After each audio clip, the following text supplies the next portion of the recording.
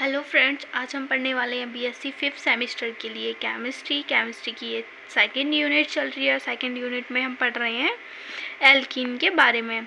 तो एल्कीन क्या होता है? एल्कीन एक अनसैचुरेटेड हाइड्रोकार्बन होता है। इसमें डबल बॉन्ड प्रेजेंट होते हैं। तो हमने एल्कीन की प्रिपरेशन पढ़ ली थी और इसकी फिजिकल प्रॉपर्टीज़ पढ़ ली थी, और आज हम पढ़ेंगे इसकी केमिकल प्रॉपर्टीज़। केमिकल प्रॉपर्टीज़ में हम सेकंड हेडिंग पढ़ने वाले हैं सब्स्टिट्यूशन रिएक्शंस। ठीक है, जब एल्कीन की रिएक्शन क्लोरीन के साथ 350 से 450 के बीच कराई जाती है तब बेनिल क्लोराइड बनता है। जब हम एल्कीन की रिएक्शन किससे कराते हैं? क्लोरीन से कराते हैं, और टेम्परेचर कितना लेंगे? 350 से 450 के बीच में। ठीक है, तो हम यहाँ पे ले लेते हैं alkene CH2 double bond CH2। फिर हम इसकी रिएक्शन कराते हैं क्लोरीन से, और टेम्परेचर लेते हैं 350 से 450 के बीच में। फिर ये जो रिएक्शन होती है ये बन जाती है CH2, ऐसा ही रहता है, और यहाँ पर CH एक H यहाँ पे जुड़ के Cl के साथ यहाँ बना लेता है HCl, और यहाँ पे जो है रह जाता है CH और एक Cl यहाँ जुड़ जाता है, तो ये हो जाता है CH2 डबल बॉन्ड CHCl, और ये हो जाता है CHCl, ये हो जाता है HCl, वेनिल क्लोराइड। अब हम थर्ड इसका हेडिंग देखते हैं पॉलीमराइजेशन। पॉलीमराइजेशन में क्या होता है? जब हम हाई प्रेशर तथा हाई टेम्परेचर पर एल्कीन के बहुत से मॉलिक्यूल्स एक दूसरे से अट्रैक्ट होकर बहुत बड़ा मॉलिक्यूल बनाते हैं, जिसे पॉलीमर कहते हैं, तथा यह रिएक्शन पॉलीमराइजेशन कहलाती है। ठीक है, जब हम हाई प्रेशर और हाई टेम्परेचर लेते हैं तो एल्कीन के बहुत सारे जो मॉलिक्यूल होते हैं वो अट्रैक्ट होकर एक बहुत बड़ा मॉलिक्यूल बनाते हैं। तो हम एल्कीन के N अणु ले लेते हैं यहाँ पे, और हाई टेम्परेचर और हाई प्रेशर लेते हैं तो एल्कीन के N अणु बन जाते हैं यहाँ पर CH2 डबल बॉन्ड CH2। यहाँ पर N हमने स्टार्टिंग में लिखा था, यहाँ पर लास्ट में लिख देते हैं। ये क्या बन जाती है? पॉलीथीन। अब हम फोर्थ देखते हैं इसकी रिएक्शन विद सल्फर मोनोक्लोराइड। ठीक है, जब एल्कीन के दो मॉलिक्यूल्स की रिएक्शन सल्फर मोनोक्लोराइड से कराते हैं तब मस्टर्ड गैस प्राप्त होती है। जब हम एल्कीन की रिएक्शन किससे कराते हैं? सल्फर मोनोक्लोराइड से कराते हैं। एल्कीन के दो अणु ले लेंगे यहाँ पर CH2 डबल बॉन्ड CH2, ये एल्कीन का फॉर्मूला होता है। इसके दो अणु ले लिए हमने, और यहाँ पे ले लिए सल्फर मोनोक्लोराइड S2Cl2। जब हम इसकी रिएक्शन कराते हैं तो ये बन जाता है CH2 double single bond CH2 single bond CH2 single bond CH2।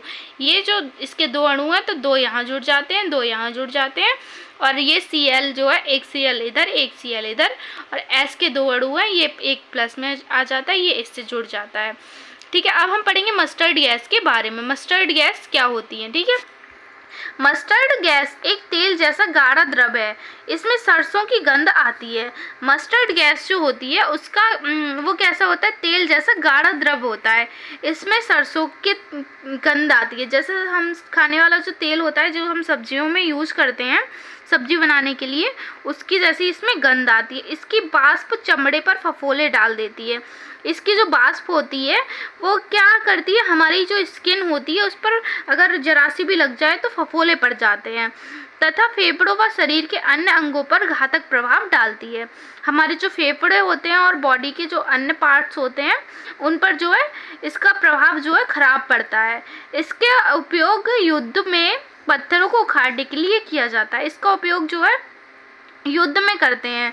जैसे आर्मी वाले लोग होते हैं वो जैसे पत्थर उखाड़ने के लिए इसका उपयोग करते हैं। और फिर हम देखते हैं मार्कोनीस रूल। मार्कोनी के नियमानुसार अनसैचुरेटेड हाइड्रोकार्बन में संयुक्त होने वाले अभिकर्मक का निगेटिव पार्ट उस कार्बन एटम से अट्रैक्ट होता है जहां पर हाइड्रोजन एटम के नंबर कम होते हैं। हाइड्रोजन एटम का नंबर सबसे ज़्यादा कम कहाँ पे है? यहाँ पर H3 है, यहाँ पर H2 है, यहाँ पर H1 है। तो जो निगेटिव पार्ट है, जैसे Br जो है इस पे निगेटिव होता है चार्ज और H पे प्लस होता है, तो जो निगेटिव चार्ज है तो ये कहाँ पे जाके अट्रैक्ट होगा? जहाँ पे सबसे ज़्यादा इसका नंबर कम होता है। तो नंबर किसका कम है? यहाँ पर। तो CH3 और फिर CH से यहाँ पर जुड़ जाता है Br और CH3 सिंगल बॉन्ड, तो ये हो जाएगा 1 2, सेकेंड पोजीशन पे है तो ये हो जाएगा 2 ब्रोमो प्रोपेन और ये हो जाएगा प्रोपेन 1। अब हम देखते हैं, परंतु जब HBr की रिएक्शन पेरोक्साइड की प्रेजेंस में करते हैं तब इस रिएक्शन को पेरोक्साइड प्रभाव पर खैरेज प्रभाव कहते हैं। इसे एंटी मार्कोनीज रूल भी कहते हैं। जैसे हम इसकी रिएक्शन कराते हैं CH3 सिंगल बॉन्ड CH और double bond CH2 plus HBr, और किसकी उपस्थिति में कराते हैं? पेरोक्साइड की उपस्थिति में। तो क्या बनता है? CH3 सिंगल बॉन्ड CH2 और सिंगल बॉन्ड CH2 और सिंगल बॉन्ड Br। ये जो H है यहाँ पर जुड़ जाता है, यहाँ पर इस H से जुड़ जाता है तो ये हो जाता है CH2, तो ये हो जाएगा 1 ब्रोमो प्रोपेन। ठीक है, अब हम इसकी देखते हैं छठा हेडिंग हम देखते हैं इसका आइसोमराइजेशन। जब एल्केन को 500 डिग्री टेम्परेचर पर एल्यूमिनियम सल्फेट Al2SO4 का होल थ्राइस कैटलिस्ट की प्रेजेंस में गर्म करने पर आइसोमराइजेशन हो जाता है। यह 2 टाइप से होता है। तो पहला देखते हैं, एल्केन में डबल बॉन्ड की पोजीशन चेंज हो जाती है। जो एल्कीन होता है उसमें क्या हो जाती है? डबल बॉन्ड की पोजीशन चेंज हो जाती है, बाकी सब पूरी चेन ऐसे ही रहती है। जैसे यहाँ पे ले लिया हमने CH3 single bond CH2 single bond CH2 single bond CH, फिर यहाँ पे डबल बॉन्ड CH2। जब हम इसकी रिएक्शन कराते हैं तो यहाँ पर CH2 सिंगल बॉन्ड CH और ये जो डबल बॉन्ड होता है ये यहाँ लग जाता है डबल बॉन्ड CH3। ठीक है, ये बन जाता है पेंटेन 2। फिर सेकंड देखते हैं, एल्केन में प्रेजेंट मेथिल ग्रुप का अभिन्न हो जाता है। जैसे CH3 single bond CH2 single bond CH double bond CH2। फिर हम इसकी रिएक्शन कराते हैं किसकी प्रेजेंट में? एल्यूमिनियम सल्फेट की प्रेजेंट में, तो क्या बन जाता है? CH3 सिंगल बॉन्ड CH और डबल बॉन्ड CH2। ये जो मेथिल होता है ये कार्बन पे जुड़ जाता है तो 1 2, तो ये हो जाता है 2 मेथिल प्रोपेन। ठीक है।